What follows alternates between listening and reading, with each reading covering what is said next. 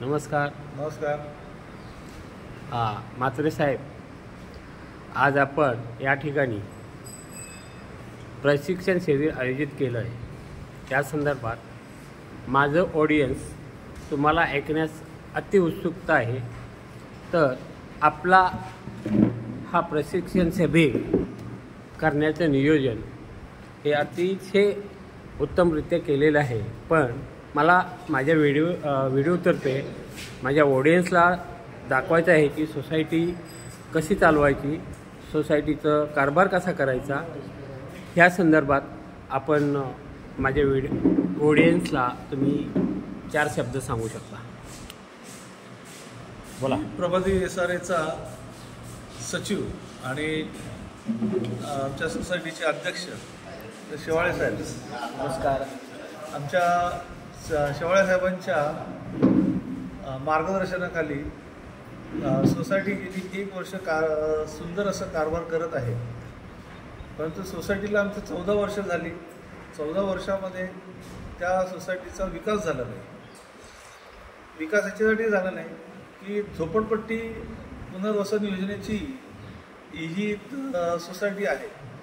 त्याच्यामध्ये बरेचसे जे लोक आहेत ते अनाडी, अनपढ आणि रोजगारातली लोक असल्या कारणाने ह्या सोसायटीचे नियम आणि कायदे हे माहीत नसल्या कारणाने गेली अनेक वर्ष ही सोसायटी अशीच कारभार करत होती.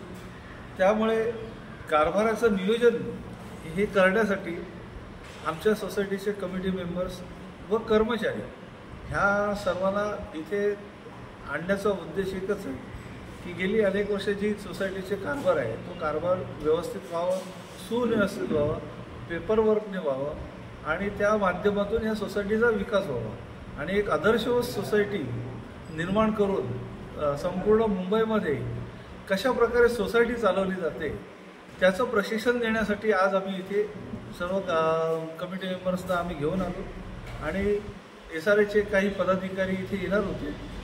परंतु पाऊस जोरदार पडत असल्या कारणाने त्यांना इथे येता आलं नाही. पण आम्हीच आमच्या कार्यकर्त्यांना, कमिटी मेंबर्सना काही रूल्स रेग्युलेशन्स सोसायटी कशी चालवावी ह्याचं मार्गदर्शन केलं आणि आदर्श सोसायटी निर्माण करून आमच्या सोसायटीमध्ये गेली अनेक वर्ष एक प्रश्न पडला होता की 3 बिल्डिंगी आहेत, 872 रूम आहेत आणि 872 रूममध्ये एका सोसायटीचा कारभार होऊ शकत नाही. 19 कमिटी मेंबर 872 लोकांना न्याय देऊ शकत नाही. म्हणून आमचं नियोजन असं पुढील असेल की 3 बिल्डिंगी ह्या वेगवेगळ्या करून सुव्यवस्थित रजिस्टर अशी सोसायटी 3 स्वतंत्र सोसायट्या निर्माण करायच्या आणि त्या माध्यमातून सुसूचित असं कार्यभार करायचं आणि संपूर्ण जे झोपडपट्टीमधून आलेल्या जे लोक आहेत त्या लोकांना एक चांगल्या असं आदर्शवत सोसायटीचं निर्माण करून द्यायचं आणि त्यांच्या समस्या निर्माण झालेल्या आहेत त्या पूर्ण करून त्यांना चांगली अशी आदर्शवत सोसायटी द्यायची असंच आमचं नियोजन आहे. आणि हा परिवर्तन पॅनलने सांगितलेल्या वचननाम्यामधला पहिला भाग असा होता की आम्ही 3 बिल्डिंगच्या स्वतंत्र सोसायट्या निर्माण करायच्या. त्या माध्यमातून आता येणाऱ्या AGMमध्ये याचं नियोजन करायचं आहे. लोकांनी मान्यता दिली तर 3 स्वतंत्र सोसायट्या होतील. पण आम्ही गेली अनेक वर्ष जे भिजत पडलेले प्रश्न होते जसं लिफ्ट असेल, त्याच्यानंतर संपूर्ण 3 बिल्डिंगमध्ये लाद्यांचा प्रश्न होता, दिवाबत्तीचा प्रश्न होता, लाईट बिल जो पूर्ण पडलं होतं तो आम्ही पूर्ण लाईट बिल पेमेंट करून घेतलं आहे. पाण्याचा बिलचा प्रश्न आहे तो पण आम्ही सोडवण्याचा प्रयत्न करतो आहे. आता पार्किंग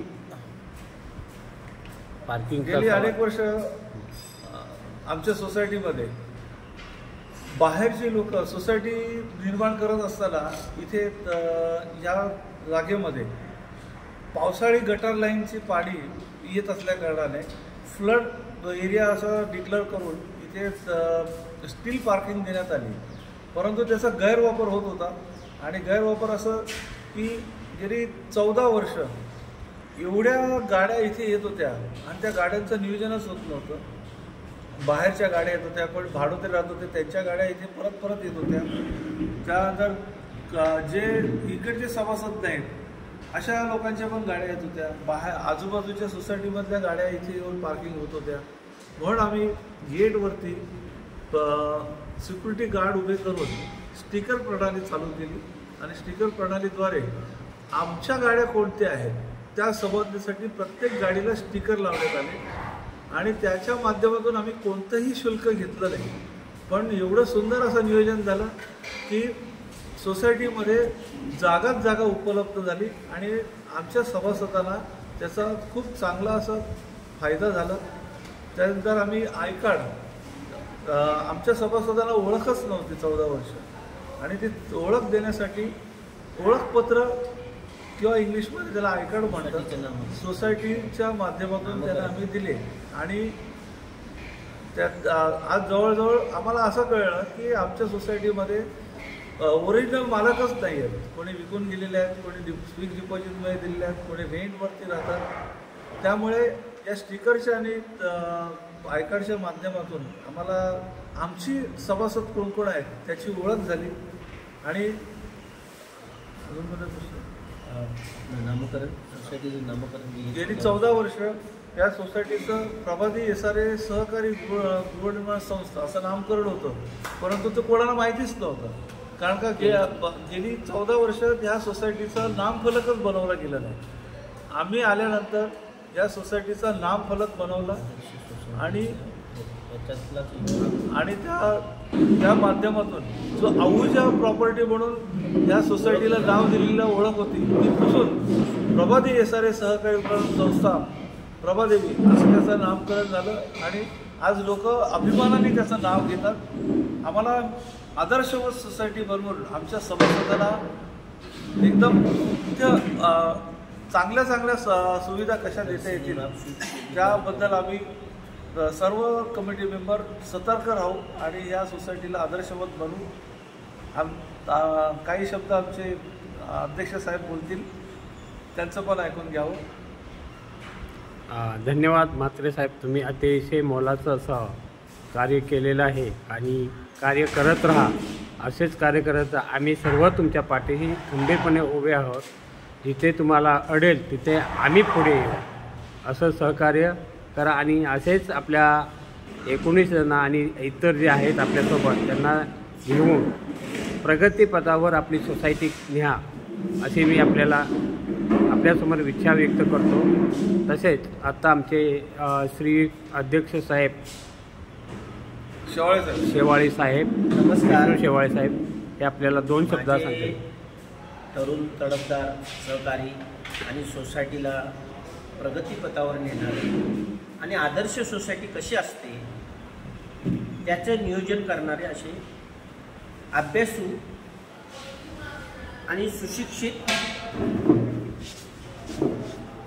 तज्ज्ञ असे आमचे सेक्रेटरी विनायक म्हात्रे साहेब आम्हाला मिळाले. आणि त्यांच्या मार्गदर्शनाखाली, कारण ते रेल्वेमध्ये आज केंद्रशासित रेल्वेमध्ये मोठे अधिकारी असल्यामुळे शासकीय कामाचा मोठा दांडगा अनुभव त्यांच्या पाठीशी आहे. लिकापडीचा कारभार कसा करायचा, लिगली काम कसं करायचं हा अनुभव त्यांच्या पाठीशी आणि तो पाठीशी असल्या कारणाने कोणत्याही आतापर्यंत आपल्या सोसायटीची निर्मिती जुलैला झाली, जुलै अंदाजे. तेव्हापासून आतापर्यंत एक अध्यक्ष म्हणून इतर माझ्या सर्व सन्माननीय सदस्यांना बरोबर घेऊन आम्ही सिक्युरिटीना कुठेही मी अडथळा त्याच्यामध्ये आणलेला नाही. कारण त्यांची जे नियोजन आहे, काम करण्याची पद्धत आहे, मला स्वतःला असं वाटलं की बाबा ही सोसायटी आदर्श सोसायटी करायची असेल तर त्यांचं जे काम करण्याची पद्धत आहे, नियोजन करण्याची पद्धत आहे, त्याला कुठंतरी खीळ लावता कामा नये. त्यांना असं मोकळं सोडलं पाहिजे. कोणत्याही पदाधिकाऱ्याला जर त्याला कोणताही दबाव टाकला किंवा कामामध्ये नेहमी अडथळे आणत राहिले तर त्याची जी एनर्जी आहे, काम करण्याची शक्ती आहे, ती शक्ती कुठंतरी वेस्टेज जाते आणि त्यांना प्रोत्साहन दिलं तर कसं काम होतं हे गेल्या 14 वर्षे असणाऱ्या 2-3 वेळा प्रशासक आणि 2 वेळा सोसायटी निर्माण झाली आणि त्यांनी केलेला गलथण कारभार किंवा कशी कामं अडकून असते ते माझ्या निदर्शनात होतं. मी पण त्या सोसायटीवरती होतो त्यावेळेला, पण कोणतंही काम करू देत गेलं जात नव्हतं, अडथळे आणले जात होते. त्याचा अनुभव असल्यामुळे आम्ही सेक्रेटरीनं सोसायटीची निर्मिती झाली तेव्हाही आत्ताही आणि पुढेही फुलं सोडणार आहे. कारण 8 महिन्यामध्ये ज्या सोसायटीची प्रगती अशा पद्धतीने मी तर त्याला असं नाव देईन युद्ध पातळीवर केलेली प्रगती आहे. प्रथम सोसायटीचं जे निकृष्ट दर्जाचं काम होतं, लिकेजचं प्रमाण होतं, ते लिकेजचं प्रमाण प्रत्येक बिल्डिंगमध्ये गॅलरीमध्ये लादीकरण करून लिकेजचं प्रमाण काढून घेतलं. प्रत्येक बिल्डिंगमध्ये दिवाबत्तीची सोय केली. प्रत्येक बिल्डिंगमध्ये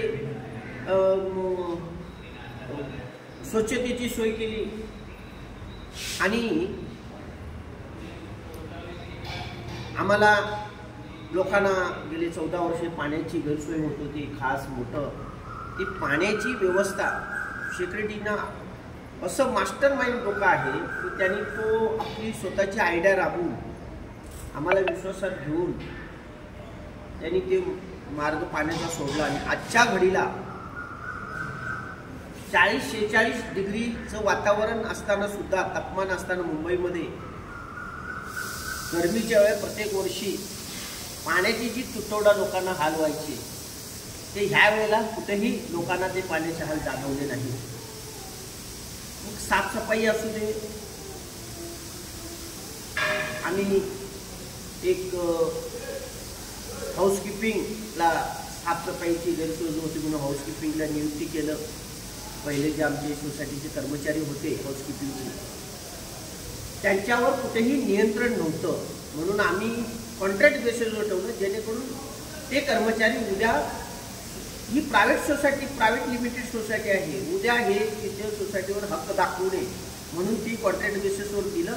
आणि कॉन्ट्रॅक्ट बेसिसवर दिल्याचा त्याचा एक फायदा असा झाला की त्यांनी सुपरवायझिंग केल्यामुळे आज सोसायटीमध्ये साफसफाई निर्माण झालेली आहे. त्याच्यामुळे रोगराईचं प्रमाण कमी झालेलं आहे. पूर्वी डेंग्यू, ताप, मलेरिया अमूक गोष्टी सगळ्या गोष्टी होत होत्या. आता त्याचं प्रमाण नसल्याबरोबर आहे, 1% आलेलं आहे. दुसरी गोष्ट, कायदा सुव्यवस्था ठेवण्यासाठी सिक्युरिटीच्या मनामध्ये अशी गोष्ट आली की आपल्याला सिक्युरिटी नियुक्ती केली पाहिजे.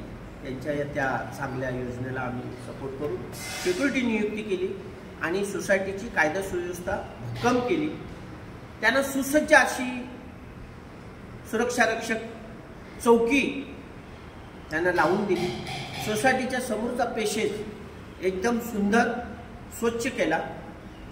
गाडी पार्किंगचा विषय साहेबांनी घेतलेलाच आहे. गाडी पार्किंगचा विषय घेतल्यामुळे सोसायटीला जी बाहेरची वाहनं लागत होती ती कमी होऊन सोसायटीला मोकळी जागा निर्माण झाली. जे ओनर आहेत त्या ओनरना आपली वाहनं व्यवस्थित नीटनेटकी पार्किंग करायला मिळाली. चौथी असं गोष्ट आहे की आपण स्टाफमध्ये कर्मचारी वाढवले, मॅनेजर ठेवला. कारण 872 लोकांची सोसायटी चालवायची आहे. 872 लोकांची सोसायटी चालवत असताना जर तुम्हाला आदर्श सोसायटी करायची तर एखादी 100, 150, 200ची सोसायटी असते तिथेही मॅनेजर ठेवला जातो. आणि एवढा मोठा व्याप आणि त्यामध्ये पडणारा लोड येत होता खजिनदारवरती, सेक्रेटरीच्यावरती. आता ते तसं बघायला गेलं तर सर्व श्रेय सेक्रेटरीचंच आहे. कारण त्या कर्मचाऱ्यांना सेक्रेटरीनी आयडिया नाही दिल्या, पुढचं मार्गदर्शन केलं नाही, कायदेशीर त्यांना सल्ला दिला नाही, तर तीही सुद्धा काही करू शकत नाही. त्यांचे हात बांधले जाते. त्याचं श्रेय सेक्रेटरीनाच आहे. त्यामुळे 2 स्टाफ वाढवले, एक मॅनेजर आणि असिस्टंट. आणि जो पारदर्शक कारभार करण्यासाठी त्यांच्या माध्यमातून आज सोसायटीचं कारभार व्यवस्थित चाललेला आहे. आणि लोकांना फुल दिवस सेवा करण्यासाठी आपण ते स्टाफ वाढवलं. पाण्याची व्यवस्था सोडण्यासाठी पाणी कर्मचारी ठेवले, वॉचमॅन ठेवले. आज सोसायटीचं नामकरण साहेबांनी सांगितले, नामकरण केलेलं आहे. अनेक गोष्टी केलेल्या आहेत, अनेक गोष्टी करायच्या बाकी आहेत. आता आम्ही सेक्रेटरीच्या माध्यमातून काही दिवसातच आम्ही एजेमला जातोय. जे सर्व सोसायटी आपलं जे परिवर्तन पॅनल आहे आणि आमच्या सोसायटीचा मी त्याला म्हणेन मेन पिलर. आता ही बिल्डिंग पिलरवर उभा असते, जर कुठल्या मेन पिलरला धक्का लागले ती बिल्डिंग कोसळू शकते. त्यामुळे आमचे सेक्रेटरी मधुकर म्हात्रे साहेब हे मेन प्लेयर आहेत. त्यामुळे त्यांना सपोर्ट करून एजेम कशी असावी ही त्यांचीच आयडिया. व्हिडिओ मोठा होतोय तर शॉर्टकटमध्ये पण एजेम कशी असावी आणि त्या एजेमच्या माध्यमातून लोकांना आपण केलेली कामं दाखवून एजेम सक्सेस करून जी राहिलेली कामं आहेत ते एजेमच्या नंतर आम्ही करणार आहे. आणि ह्या परिवर्तन पॅनलला आत्ताच नाही, पुढचे 25 वर्ष ही सोसायटी चालवण्याचे श्रेय मिळावे अशी शुभेच्छा देऊन मी माझं छोटंसं भाषण संपवतो. जय हिंद, जय महाराष्ट्र. धन्यवाद अध्यक्ष महोदय आणि धन्यवाद सचिव महोदय. आपल्या दोघांचं खूप खूप आभार. माझा एक तुमच्या दोघांसाठी एक प्रश्न आहे. आत्तापर्यंत आपण खूप सुंदर अशी कामं केली आहेत. फक्त एकच प्रश्न आहे की इथून पुढची जी आपली सोसायटी आहे त्या संदर्भात 2 शब्द सांगा की इथून पुढे आत्तापर्यंत आपण खूप कामं केली, सगळं कामं केली, एवढी कामं केलीत की 14 वर्षात जी कामं नाही झाली ते झालेले आहेत. तर आता पुढे आपली सोसायटी अजून आपल्याला पुढे जायचं आहे, तर त्याच्यासाठी काय तुमचं प्लॅन आहे काय, त्याच्याबद्दल तुम्ही 2 शब्द सांगू शकता? दोघांनी सांगितलं एकत्र तरी चालेल. आम्ही आता ही सोसायटी जी निर्माण झाली त्याच्या 250 स्क्वेअर फूटच्या सदनिका विकासकांनी बांधून दिल्या SRAच्या माध्यमातून. परंतु ही इमारत बांधताना ह्या इमारतीचं नियोजन केलं गेलं नाही आणि त्याच्यामुळे 1 किलोमीटरची एक बिल्डिंग, 1 किलोमीटरची एक बिल्डिंग, त्याच्यामुळे हवेचं प्रमाणच कमी झालं. त्यामुळे माणसांच्या मनावरती खूप परिणाम होत होता याचा. कारण हवा ही सगळ्यात आवश्यक अशी गोष्ट आहे आणि तीच येत नसल्या कारणाने माणसं इथे बिथरलेली आहेत. परंतु कसे बसे आपले दिवस काढतात, कोण भाड्याने घेऊन जातो, कोण विकून जातो. तर आम्हाला आमची जी लोकं आहेत ती इथेच त्यांना ठेवायचं आहे आणि येणाऱ्या काळात त्यांना सुसज्ज असे जास्तीत जास्त स्क्वेअर फुटाचे रूम बांधून देण्याचे आम्ही प्रयत्न करू आणि ह्या सोसायटीला सुखाचे दिवस कसे आणता येतील यासाठी प्रयत्न करू. आणि त्यासाठी आम्हाला आमच्या अध्यक्ष साहेबांचं त्याप्रमाणे आमच्या कमिटी मेंबरचं मोलाचं सहकार्य मिळत आहे. त्या संदर्भामध्ये आमचे मारुती सकपाळ हे देखील प्रयत्न करत आहेत की आपल्या सदनिका धारकाला कमीत कमी 400 स्क्वेअर फूटचा तरी रूम मिळावा आणि त्याच्यासाठी कसं नियोजन करावं, येणारा काळ कसा आहे, कशा प्रकारे चालावं, त्यासाठी कायदे काय आहेत, त्या कायद्यांचा सखोल अभ्यास करून आपण पुढे जाऊन ह्या सोसायटीमधील सदस्यांना चांगल्या प्रकारच्या 23-24 मजल्याच्या बिल्डिंगी बांधून चांगलं गार्डन, चांगलं राहण्याचं उत्तम साधन आणि 400 स्क्वेअर फूटच्या सदनिका या मिळाव्यात अशी आमची अपेक्षा आहे आणि ती आम्ही पूर्ण करण्याचा प्रयत्न करू. धन्यवाद. अतिशय खूप महत्त्वाचा मुद्दा तुम्ही आज सांगितलेला आहे आणि ह्यासाठी आपल्या सोसायटीच्या सर्व मेंबरचे, आपले जेवढे पण सदस्य आहेत तेवढ्या सगळ्यांचं संपूर्ण पाठिंबा तुम्हाला राहील आणि तुम्ही माझ्या चॅनलला भेट देऊन माझ्या चॅनलवर आपलं मनोगत व्यक्त केल्याबद्दल आपल्या दोघांचं हार्दिक स्वागत आहे आणि आपल्या दोघांचा आभार पण आहेत. धन्यवाद. धन्यवाद. जय हिंद, जय महाराष्ट्र. जय हिंद, जय महाराष्ट्र.